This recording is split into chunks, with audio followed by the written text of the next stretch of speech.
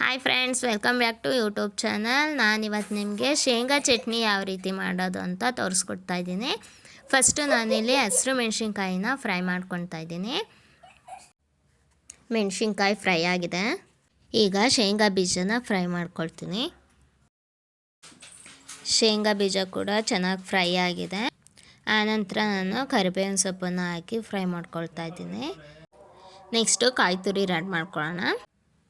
ಈಗ ಕಾಯಿ ತುರಿ ರೆಡಿಯಾಗಿದೆ.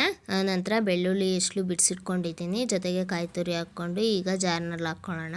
ಶೇಂಗಾ ಬೀಜ, ಕರಿಬೇವಿನ ಸೊಪ್ಪು,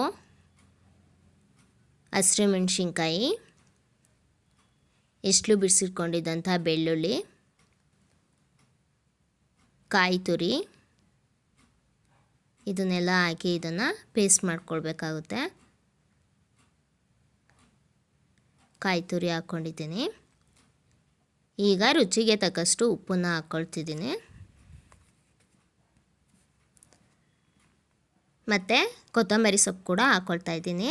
ನಾನಿಲ್ಲಿ ಜೀರಿಗೆಯನ್ನು ಯೂಸ್ ಮಾಡಿಲ್ಲ ಶೇಂಗಾ ಚಟ್ನಿಗೆ. ಕೆಲವರು ಯೂಸ್ ಮಾಡ್ತಾರೆ, ಬೇಕು ಅಂದರೆ ನೀವು ಕೂಡ ಯೂಸ್ ಮಾಡ್ಕೊಳ್ಬೋದು. ಹಾಗೆ ಕೂಡ ತುಂಬ ಚೆನ್ನಾಗಿರುತ್ತೆ.